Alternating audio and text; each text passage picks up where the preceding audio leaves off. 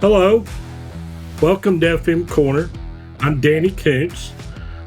This episode of FM Corner is brought to you and sponsored by Windy City Equipment. Want to give them a shout out. Thanks so much to them. My guest today is Mike Snyder. Mike and I have been friends for years, and he is the president of the Aligned Solutions Group. How are you, Mike, doing today? I'm doing great, Danny. Good to see you, man. Good to see you. Let's kind of start like I usually do. Talk a little bit of kind of about your career, where it started to where you are today. All right, it's going back a few years, but yeah, back in 1989, I came from the restaurant side. I was a restaurant operator. I actually was a manager at Chili's restaurants back when they had like about 100 locations, and Mhm. I spent about 11 years in the restaurant operation side, moving up to a managing partner level. To year 2000, my wife and I are about to have our third baby, and she says, "Time for you to get out of the restaurant operation because I want you home for holidays, weekends, nights." Um, and, Sure. I, and at the time, Chili's was Brinker was growing so fast. There's so much support opportunities at the corporate office. Um, they just, what do you want to do? And I kind of had a list of things I liked to do and things I didn't like to do.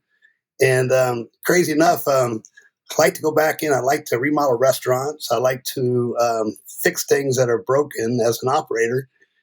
And so things were falling on lines of being a facilities operator. Um, I ran into a lot of difficulty getting that job because at the time they didn't think that restaurant operators could become facilities managers.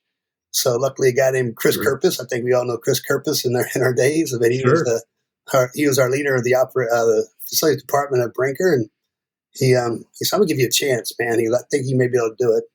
I didn't know the difference between a bullnose tile and a code based tile, but I was gonna figure it all out. So yeah, so Chris, I started in facilities in 2000 at Brinker. 2004, I think I became the director of what they call the emerging brands. That was all the brands that weren't Chili's. And so, I was going in and really establishing a program, establishing a protocol of a facilities program with some concepts they didn't know if they're going to keep or get rid of. Um, and then in 2006, they decided they're going to offload one of the brands, Corner Bakery, to a private equity group. And they asked that 25 or so of us corporate office support people were going to go start this new company. We really didn't know what type of holes we had to fill because we had this huge infrastructure built behind Brinker that says, "Hey, everybody does everything for Sure. you." So I was start off being a director of facilities, but I ended up being taking on the role of procurement as well as construction before I even left the building. I believe had zero experience in any one of those things, but that's where I think really my career kind of started blossoming and blowing up because when you don't know something, the best thing you do is just ask, right? Start connecting and start Sure. trusting and start finding people that want to be your friend and want to see you succeed. So that was in 2006. I stayed with Corner Bakery for about 9 years and ended up being the VP of development there. Um, and at that time, we had to make a decision what I wanted to do in the next stage of my career. And I started developing this passion of life cycle management because I kept getting questioned as to every decision I made, why I was doing that, and why it was something that wasn't working as well as they thought it was supposed to work. And I was collecting all this data on some spreadsheets, and I had a boss that came to me and said, "Mike, you're a get her done guy, and you go figure everything out on the back end of why things may not happen." He goes, "Why don't you think about getting on the front end of this, and why don't you think about creating a software program that could help the industry out?" So I put the thought, and I didn't have any idea how to write software. I didn't know how to do an Excel spreadsheet. So I actually teamed up with a couple guys that were running a refrigeration HVAC business that were way ahead of the game. They were kind of going in and collecting all this asset data, and when they're getting a service call, they were going out there and they already knew what they were working on. They were fixing things, and I started getting Sure. calls from operators that said, "These are the best service company I've ever dealt with in my life. What's going on here?" And I'm like, "Man, who when's the last time you ever got a call for an operator, give me a compliment on a service company, man? It didn't Sure. happen that often. I was like, I got to talk to these guys. What are y'all Right. doing? So at the end of the day, they were onto something that was very niche to them. And I was like, maybe we can blow this thing up and we can turn into something bigger than that, because we need to incorporate all expenses across the country. So we decided we sat in a hotel room, threw some ideas across the wall. And that 2014, I believe, at RIFMA, when we first got together and said, let's put a software program together. So they said, Mike, we need you to quit what you're doing. We need you to invest in your time and spend 7 months with just documenting requirements of the software. So took 7 months hiatus off of work. I thought I was retired, but my wife didn't think that was a good idea when she started looking at the bank account. So we got the software to position. We had to go send it off and get it developed. So I went back to work for Nuke Seedery as the VP of development for those guys for about 3 years. When I went there, I said, guys, if I'm here for longer than 3 years, my software program failed. But about 2.5 years, we got very fortunate, and the Inspire Group, I guess they drank the Kool-Aid. Is what I still got an email from the VP over there that says, Mike, I think we drank the Kool-Aid. We're gonna bring your software on, be the first user of the software. So that really kind of spearheaded our ability to make that a full-time venture for us. So I left Nukes and started with EcoTrack, facilities management software, in 2018, and spent 7 years really working as the COO, developing operational standards and practices and basically everything from scratch. We didn't have anything to go by. So I didn't know anything about software, but I learned that there's a lot of smart people out there, and found some smart people, and they helped guide me and lead me into creating a great operations team. And then 2025, just recently, there was a shift in how we wanted to execute the software, and I felt there was people there that probably knew more about software execution and software operations than I did. My subject matter expert was kind of taking it as far as I could take it. So what I did learn, though, a little bit, that there's not a need for these small to medium-sized businesses that were looking for the establishment of a facilities program, and they really didn't know where to start, and they thought starting was developing and implementing a CMS software. And I think most software developers thought that people were already going to have their program put in place. The software is meant to measure the effectiveness and the success of it, right? So that's when I said I started this consulting opportunity with the Line Solution Group to say, hey, we got to make sure that people are aligned to what they're trying to get out of their facilities program, so they can go wherever, put into a software to start measuring the results of it. So that led to me starting the company. It's been 3 months now. So that's where I am today. Kind of a long story short. Great career. It's a great career, and I think the thing, and many people, Mike, that I talked to about how they got into facilities, no one went into facilities basically saying, that's what I want to do. There was an opportunity or the chance, and people said, I can do that, or I'll figure it out. Like you said, same thing I did. I'll figure it out. Sure, I'm your guy. Let's go do it. And I think that's what most people have done. To me, being an operator and being told that a lot of times you're the reason why things are failing and it's all your fault. I just really couldn't buy that. I was like, man, if it is my fault, then maybe I need to go teach other people how not to make the same mistakes I was making. Sure, absolutely.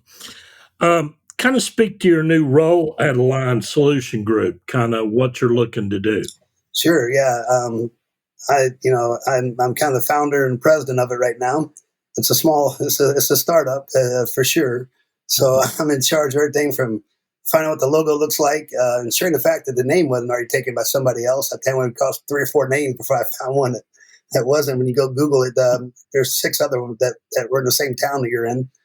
So really just starting from scratch. And, I think the key to Line Solution Group was just observing over 220 plus customers coming on to our software, and then not really having a full grasp of a complete facilities program, right? And again, not the fact that they just didn't know better. A lot of people don't understand the complexities of putting together facilities programs and how much relationships or how much knowledge and you got to have a little bit of everything, and you kind of earn it and you learn it on the fly. But over 30 years of having your head into it. So what I feel like is facilities managers have a kind of a tough go because they have a lot of audiences.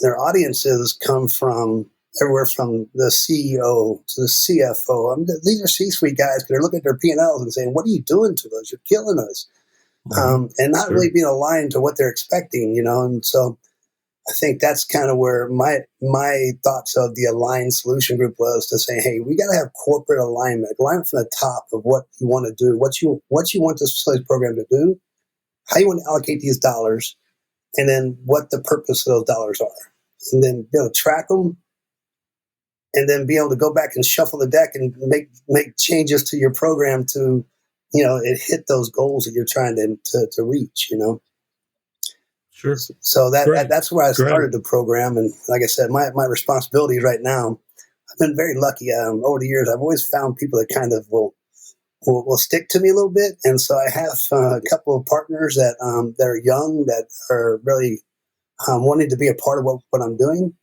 And so, one is a great media, and she's really helped me with my marketing, putting the programs together.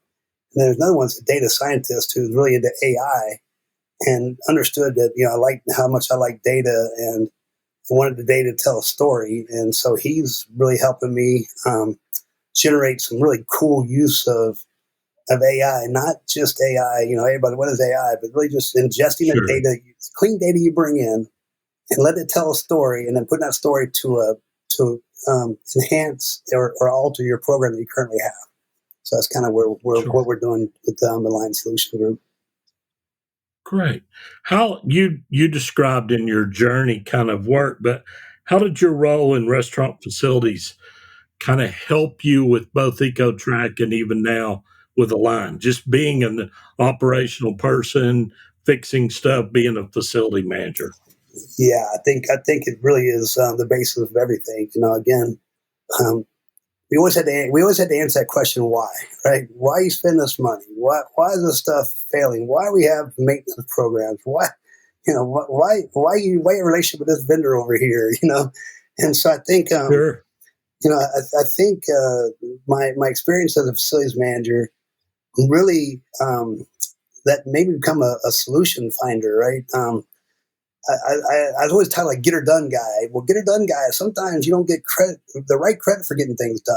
You get it done in the and everybody's kind of in the ruckus of saying, "Oh, I got this problem," but then all of a sudden, 2 weeks later, you get an invoice for it, and they're like, "Why is it so much? Why did this happen? Why did this happen?" And everybody forgets that you were an instant hero.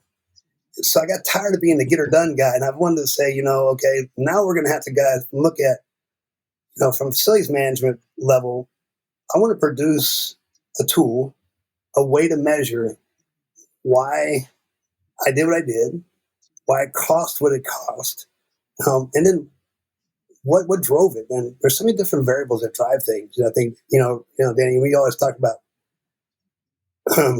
there's risk you take at every step in the development process. There's a risk when you pick out a piece of real estate, right? There may have been some freaking toxic waste around that piece of real estate that has an effect to the infrastructure full of dirt.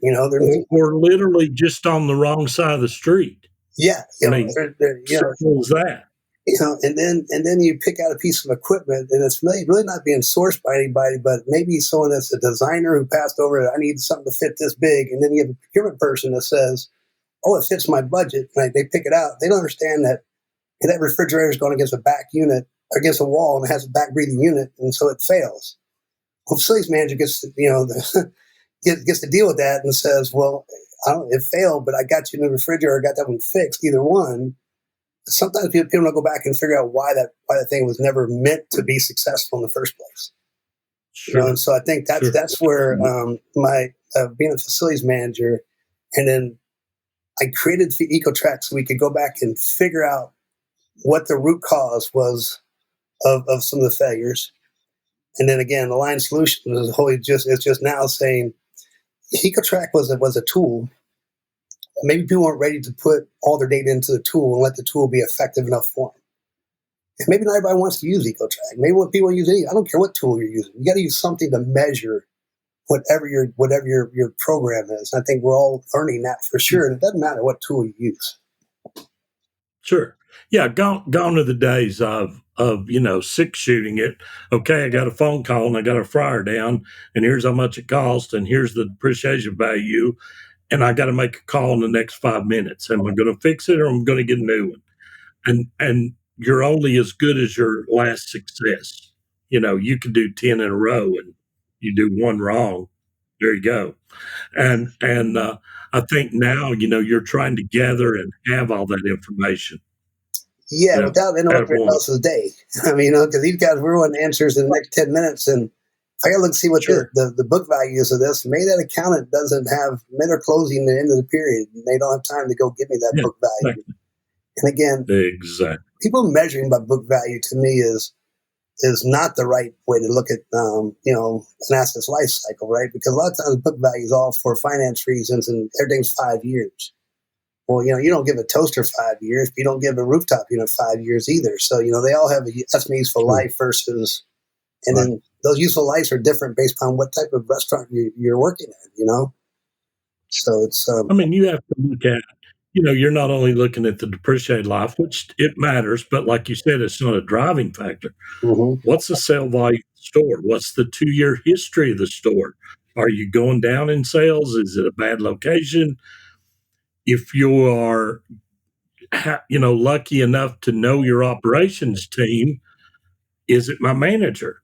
Were they part of the problem? And so there's so many things that become a piece of that to make a decision. Yeah, and trying to put those decision points on the fingertip of someone that needs it right now. Sure. You spoke about this in part of your opening, but you've always had a real passion for data and assets. We've talked about it.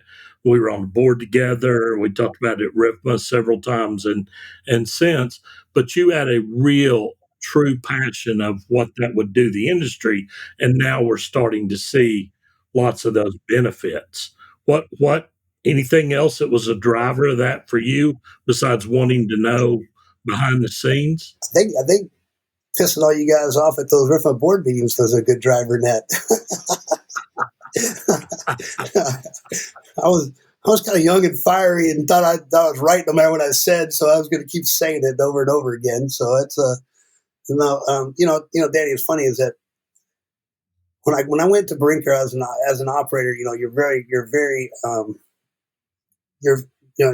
put out by problems that happen on a Friday night, not Friday not working, things like that. And then you go back in. I always looked at whenever that person that came and repaired that equipment walked in the back door, they became my highest paid employee and my most important person that walked in the door, right? Because I wouldn't pay anybody those wages, but when they walked in, I hired them, and it's like I hired a cook. So I'd ask them. I'd be really inquisitive. I'd follow them up and say, "Is there anything I could have done different? Is it because we're not doing something right on our side, or what could we do to prevent this?" Because that was again, I was always a guy looking at my bottom line dollar of what I was putting toward the restaurant. People looked at these. Some operators looked at like MOPs, which are all based on whatever your bonus was. I looked at how much money I was flowing through the bottom dollar because I did work at high volume stores, I worked at low volume stores. I figured once they're part of the portfolio, they all matter. So when I took that mode on, and then when I got into facilities, we were growing 200 restaurants a year. I came on, I thought I was going to come in and say, I learned so much from my 10 years of operations experience. I'm going to go teach all these operators how they can prevent all these failures to happen. I think I had my first call as a facilities manager. I happened to go fix a flood that we had in the crawl space of a building out in Bloomington, Minnesota, and it was full of the sewer line backed up and broken, and so the crawl space was full of sewage, and I learned I wasn't going to teach every restaurant manager everything about the restaurant anymore. I was firefighting like everybody else. But one thing that they told me was, "Hey, Mike, your office over in the corner of this, and back in Building D, which we had a property that had 5 buildings on it. Building D was the farthest one away, and our offices were in the very far corner." They say, sit over there, be quiet, don't speak to your spoken to, just mop up the mess we're making after we build 200 restaurants a year. That was the philosophy of facilities back in those days, because it was just a small portion of what we were doing. We're making so much money growing. So with that, all of a sudden you start, accumulating invoices, and all the invoices came to the corporate office, not the store level.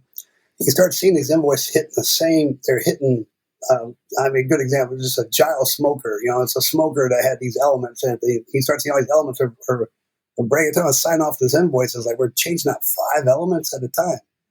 When you go back and you look and you say, "Oh, wait a minute, this smoker was a 240 volt element, and we're putting 208 power to it." So you go knock on the door, and a construction guy say, "I think we have a problem in our plans," and you got to shoot away. No, we're not going to touch the plans. We're going to keep fixing those. And so, wait a minute. I was like, okay, so maybe I go back to the purchasing person and say, maybe we can buy a different smoker. One that fits what the plans are stating. So at the end of the day, that drove me into understanding that there's so many more causes to failures that were outside of the normal person's responsibility. It wasn't just operator's fault. There are faults that happen all throughout the process. So that's why I started. I started making some small wins. And those small wins led me to start saying, hey, I'm going to start investigating anything that becomes I see as a big problem, right? As a problem that accumulates. I think that's where I started getting into data. And then all of a sudden I got into the position where I was now going back and I was in charge of, drawing, from everywhere from the design to the MEPs to the procurement side.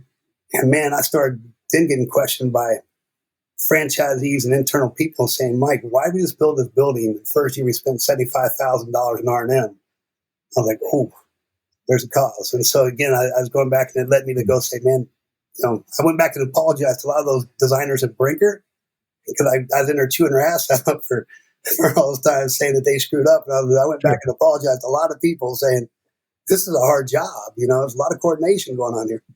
So it really led me to understand that in the data, there's a story.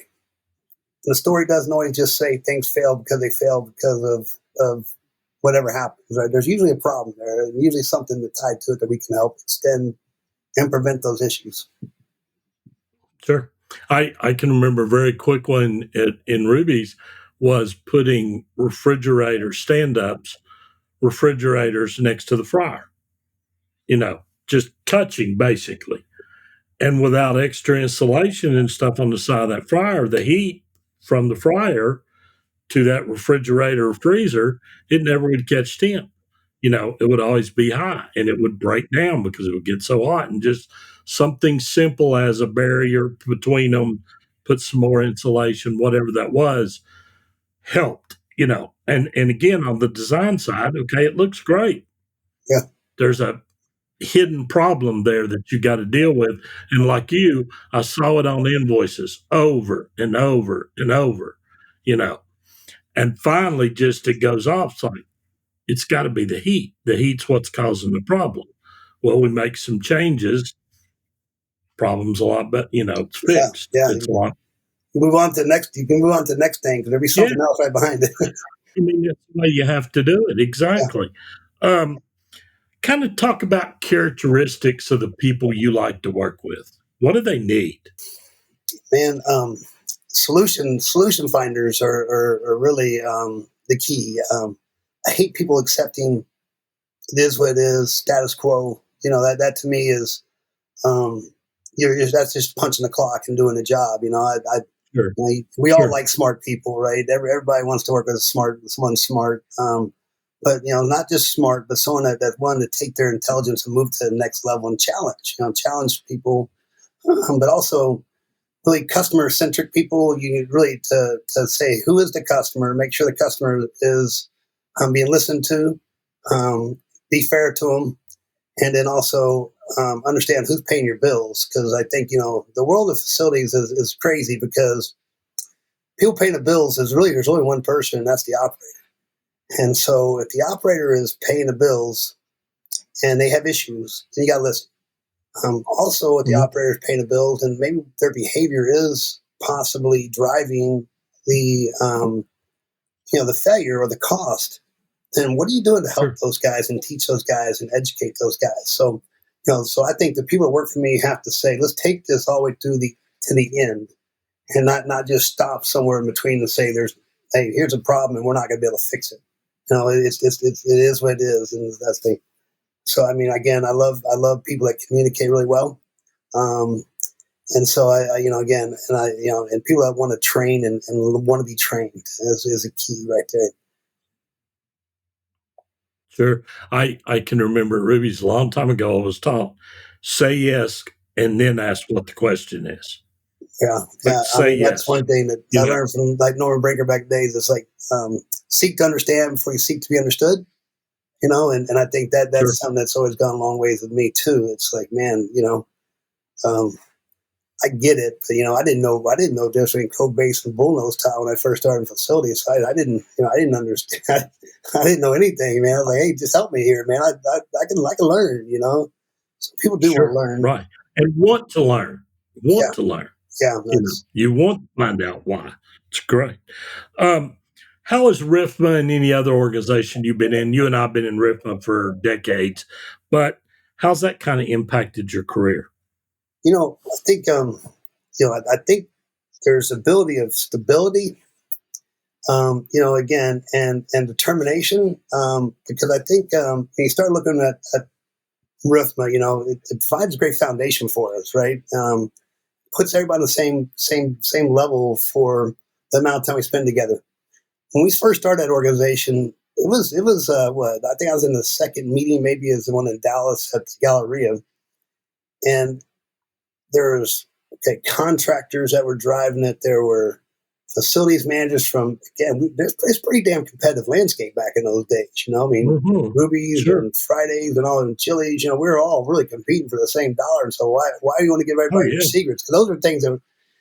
And what you really learned is, the power of community. That was way before the internet and the social media thing we have today. But the power of multiple many people is a lot greater than the power of one. And I think people start saying, look, we can share vendors, we can share practices. And I think that's where, Sure. that's the older that I've gotten, is, hey man, that's um that really is my foundation of who I am. I think so. Watching RIFMA become what RIFMA became is great leadership. And so all the good characteristics to me, it made a big impact. And I just see how Ruffman built themselves on, a vision. The vision was there. The vision hasn't altered, I don't think, since day one. I think the vision Yeah. still is solid, man. And so, I've been around companies that where vision changes. Your vision changes with Mhm. every economical or financial, report you give out. You change vision, and it really creates a lot of freaking instability and um, you know, lack of focus. So I think Rifma to me, and again, the friendships again. We all encounter maybe careers that end before you expect them to, and then having to pick up and find something else. Right? I know you've Sure. gone through that a Sure. lot, and you've Yep. always found someone to fall back on. Um, like in just a few months ago, the amount of people that reached out to me in a short period of time was so cool. And you know what? One thing that I was really not really good at in my life is to, once I get a new job, a new venture, whatever, I kind of just let people go. Didn't follow up with them, didn't spend a lot of time with them. People I hadn't talked to in 8 or 9 years were calling and saying, "What can we do to help? What can we do? What are you up to, man? Are you okay? And how cool is that? That's And again, I was the one that didn't communicate. So they didn't have to do anything to call and talk to me. So anyway, so I think that having that relationship and those lifelong relationships are huge. I know you've Sure. experienced that And I recently. think, yeah, oh, absolutely. As I, in the last couple of weeks retired and stuff, and the comments from so many people that as simple as, "Hey, I joined RIFMA 8 years ago. You came and talked to me, and spent time explaining what RIFMA was about and gave me your number and said, call if if I ever need you and things like that. Some things I didn't even remember Yeah. was just off the chart. And I'll tell another very quick story, but I was in Phoenix a couple of years ago and got dehydrated and passed out in the middle of it. And that evening, when I got to the hotel after they had checked me out and told me what everything happened, the phone rang and it was you. And you were there that day. And you're like, hey, man, I'm just checking on you. I mean, that's what it's all about, when people help people and they become friends and they work together, they work for different companies, whatever, but they're there to help the industry grow and they're there to be a friend in a time of need. And I Yeah. thought that No, was really, really yeah. special. Yeah. It's But again, there's like I said, there's so many great people we meet along our path, and sometimes, like you said, sometimes you don't know the impacts you make or impacts they make on you, and then be able to reconnect and hear those, feel those. It really is empowering, man. It's awesome. it is. It's incredible. Give me something, Mike, that maybe early in your career was a weakness that you've worked really hard on and it has gotten better. Might not be great, but it's much better today. Yeah, and I think there's probably a list of things I could probably go through. I don't know if I could highlight which one's which, but one thing I know personally from a personal development side, and I think that I've fought it for a lot of years, is it's just ability to speak, like in a conversation like we're having right now. But if we were sitting there having a beer, it'd be easy to talk to. But once you put a video on, or once you put on stage and have to talk, all of a sudden, like, oh no, man, where am I going to go? I remember I did a presentation in 2015 at RIFMA, probably my first one I've done in front of a kind of large audience.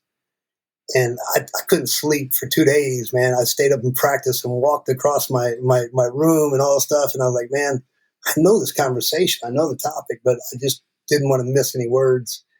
And my Sure. conversation, a lot of times I can go from point A to point Z real fast. It's like, wait, did I make a point or did I just talk? A lot of times, you find yourself just talking. And so I've always been I've been trying to really get my message more concise, and be more more confident with what I'm saying, and really listen to people more, hear what, I already know where I want to go with the conversation, and just kind of direct the conversation to where it needs to go so they feel Sure. they're engaged and involved. So I think that's probably one of my largest things. I used to always think, if I got on a soapbox, I wanted you to believe it. If you didn't believe it, I wasn't going to give up.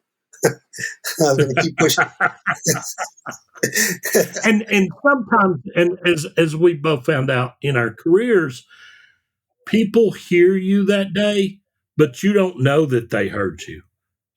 It's something that down the road, 6 weeks, 6 months, hey, you spoke about this or you talked about this, and I want to follow up. Sometimes they have to digest, you know, or get to the point where they want it. So they don't always, you know, jump in maybe as fast as we think they should. But over time, it comes around. I think that's really important. There's a lot more than one way What do to you look go, right? forward to?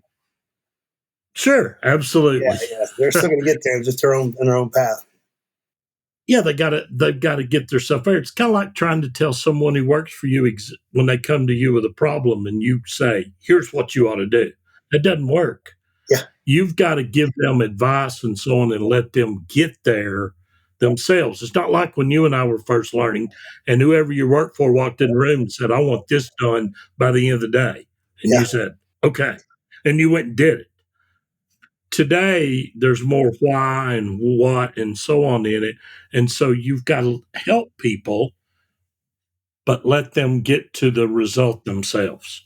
yeah. There's one word I'm not really good at is empathy. I mean, it's like it's like, hey, man, I've done that before. You can do it. What's the big deal? Sure. It's like it's a whole different path and a whole different way to motivate people to get things done nowadays. Sure, a lot has Mhm. changed from years ago. You're right. What do you look for in a vendor partner you work with? what, what does a good vendor partner need? Yeah, I think the vendor partner, man, it's That's one thing. I do think that I've had so many great vendor partners. I know you have too. And we share some of Mhm. those guys too that've been impactful Sure. to our career. But to me, a vendor partner that I learned early in my career was they need to understand like my side of the business, and I need to understand their side of the business. We all both Great understand that point. what it takes for both of us to be successful, and then we have to get to a point where we compromise, right? Compromise at certain situations because there's not a winner and a loser if we're partners. Um, Again, it's a long term relationship, and so once we understand each other's business, understand that hey, we're all going to make mistakes. How we go back in and handle those mistakes, but also how we treat that end customer, end user who we're both working for is critical. And again, let's don't get bullheaded. Let's don't get bullish with each other. Let's just go back and try to find the right solution for each other, and then work on it. And then if we can become better business partners and help save money, then there's probably something that each one of us needs to do a little bit differently. If Sure. again, and that's why I go back in and really say that the best vendor partners I have and I've had for a long time are probably now some of my best friends because it's kind of like life. Life is the same way, you know what I mean? And so, but yeah, it all started off as, getting to know somebody and making sure we have both had the best intentions in mind. And we both did what we said we're going to do. I think that's Sure. key. Do what you say you're going to do, stand behind it. If people don't perceive that you did a great job, then look into it. And then you don't have to win every time. So somewhere we're going to Right. lose some, we're going to win some, right? But so on the long haul, if we're not winning, then maybe we're better friends and not good vendor partners. I've had some of my best friends who are vendor partners that we stopped doing work together, but we're still good friends. Sure. Absolutely. Yeah, Well, I think one of the points that you made when we first started is what do you need from the relationship, and also what do they need? And I'll give you an example. Gordon Bruner is a mutual friend of ours for many years, and Gordon did a lot of work for me. I started with him, and I made it a point to sit down and say, "Here's what I'm about. This is what I'm about, and this is what I'm about for my company. And by the same token, I want to know about you and what's important for your company, you know, and develop trust early on. I trust you implicitly until you give me a reason not to." That's how I looked at it, you know. Until you give me a reason not to, I trust you in everything. And you are my eyes and ears when you're in the field. You will see things I'll never see. You call it out to me, and I'll get it fixed. And you're clean. But you tell me, but to use them and how good he was giving my message to the people in ops, you know. And I trusted all that. And if he called me and said, "I got to rip the bar out tonight," go for it. I didn't say how much. yeah, I didn't say send me pictures. If you tell me it's got to be done, I trust you. And then when decisions are asked, back your vendors if they're right. Too many people won't back their vendor because they're scared of the fight. Well, I'm the one that picked them. yeah. Why shouldn't I be? You know, You can't back them. You shouldn't. You need to fire them. I think, and that's one thing I said. If I got to yell at you, then we don't have a relationship, right? I mean, yeah. that's I'm If not I'm here. gonna I'm not fire here. everybody Yeah, that ever made a mistake, yeah, nobody will be working. Nobody, no, no, you know. But no. some people do that because they don't like the fight. Yeah, no. So Um, where nowadays, do you want to relationships see kind it? of get you in trouble a little bit, though. Don't sometimes we're relationships in the workplace today. I think people are afraid to use them as much as they used to. Sure, sure. I always answer the question with, "Why do you use vendor X so much? Because they're the best." Do you have multiple contractors? This was a C-suite question. Do you have multiple contractors build your home, or do you have one? One. Why? Because they're the best, right? Same principle. I mean, it's the same thing, you know. Yeah. So, where do you see Aligned Solution Group in the next 3 to 5 years, Mike? What would you like to see? You know, I right now it's I want to see it. again, it's kind of controlled growth. It's kind of something that I think I've been in this business a long time, and I have a niche, like you said, this data and assets. There's a niche that I feel Mm-hmm. like I possess, and it drives me and it motivates me. And it's not the whole picture, right? It's not. Again, I've built, designed restaurants and all, and it's something I think I can do well. But again, I think there's a lot of people who do that too. So one thing I've been able to do in the last 3 months is really connect with so many great people that maybe they're in the same stage of the career that I'm at, right? They're in the twilight of their career. They've been hugely successful. They're not working for a corporation right now, but they all feel they have something to offer the industry still, right? And so we've kind of created some strategic partnerships just out of just going to lunch, going to breakfast, going to have coffee. Mm-hmm. Just hanging out and saying, pass it off. So for me, the Line Solution Group, I really think I'd love. I've always, the goal was to always build the world of an asset management program that would help facilitate a facilities program, right? I don't care what you call it, how you do it, but really understand the life cycle of the asset. So to me, there's with the use of AI coming in to read data, to process data, to forecast potential opportunities. That's where I want to see a Line Solution Group. And so like I said, I have a couple young people that have done an unbelievable job and have a lot of trust in what I wanted to do. If they want to move this thing forward in 5 years and get as big as they want to get, it's great. For me, I want something that for the next, again, I got 8 or 9 years left in me. I'd like to just be able to continue to help the industry. That's always been my goal with EcoTrack. It was never to be a software entrepreneur, whatever you want to call it. It's really to create a tool I felt that could help measure the business a little bit more effectively. So I want Align Solutions to do the same thing. I want us to continue to help small to medium-sized businesses, these businesses that are in a turnaround mode. You're starting to see, get acquired by private equity groups, and then what are they going to do with them? They're going to go back and, the Red Lobsters of the world, things like that. What are they going to do with those guys? They got to change something, right? They have to change a little bit of how they go back and repurpose their space for, what they're going to do with their equipment, because their equipment's been that's much deferred maintenance. And so working with those type companies and seeing them rebound, seeing regrowth. So again, for me, it's like, hey, I want to stay within my lane. I got to be very, very smart about what projects I do take on. I want to take on the ones that I feel like can really impact and help, and the ones that can scale and hit the most. And I think that's where I'm in that niche market. And that's why I always question myself: is it too niche? Are people really, And I ask everybody the same question I talk to, and I've been really fortunate to talk to every person I've ever worked for, from the CEO to the founders.